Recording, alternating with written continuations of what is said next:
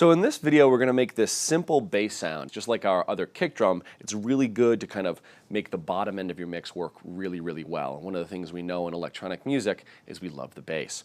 And so it's a really simple patch. It's a low square wave synth with a little bit of filter modulation to create that nice bite at the beginning of the note. And it also glides between the notes in a kind of crafty way that can be nice to give it a little bit of character and not be so simple.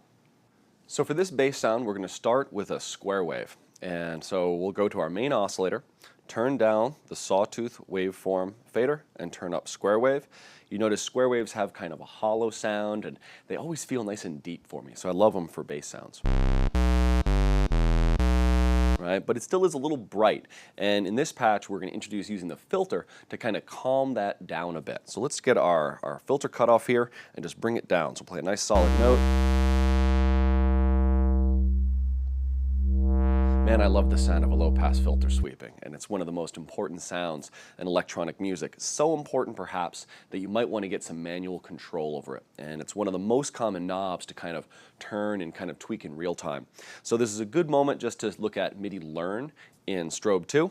You can go down to the CC Learn button, enable it. Anything that turns green, you can then assign to a knob or fader on your controller. And so I'll just click on Cutoff, and I'll move one of my CCs, and now you'll see even in the scope here in Strobe that we have real-time control over the filter cutoff. I'll get out of the Learn mode. Let's check it out. So much fun. I can spend hours just playing with filters. So that's something that I really want you to engage with like right away. Get that real-time aspect of performance. You find that the more kind of manual performance that you put into your patches, the less you actually have to program, and the more it'll be associated musically with your song.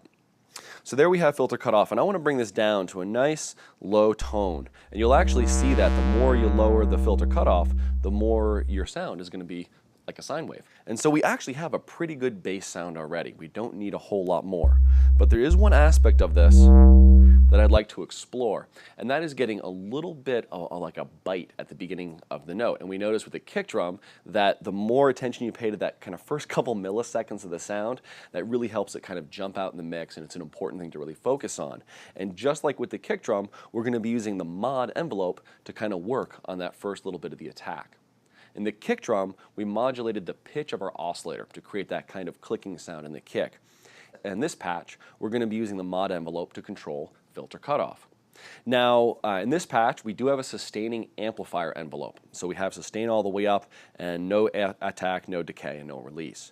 For my mod envelope, I just want to have that percussive shape right at the beginning of the note. So like the kick, I'm going to turn down the sustain phase and turn up the decay phase a little bit. So again, as you can see in the scope, we have a nice percussive envelope.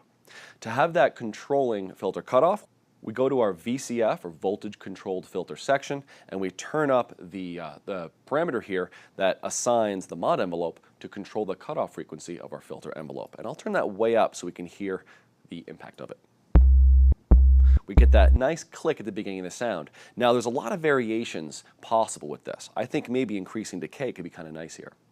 And we get that nice bite at the beginning. It'll jump out in the mix, but then kind of hide behind the other instruments. It's a nice sound. Now to take this a little further, I think you should really experiment with different filter types. Maybe not appropriate for basses, but exploring the different filter modes here would be a great thing to explore. Maybe a little resonance would be fun to bring into the filter to give it a little more bite and a little more presence. I also might try bringing in the sub-oscillator with different amounts to kind of blend in and create a bigger sound. The next thing you might want to check out is going to be your glide times down here, right? So if we increase our glide times and we play two notes, we'll get a slide between them, which can be really nice. So those are things to explore with this patch. It's a great kind of basic patch, and you actually might find this kind of approach makes wonderful leads as well.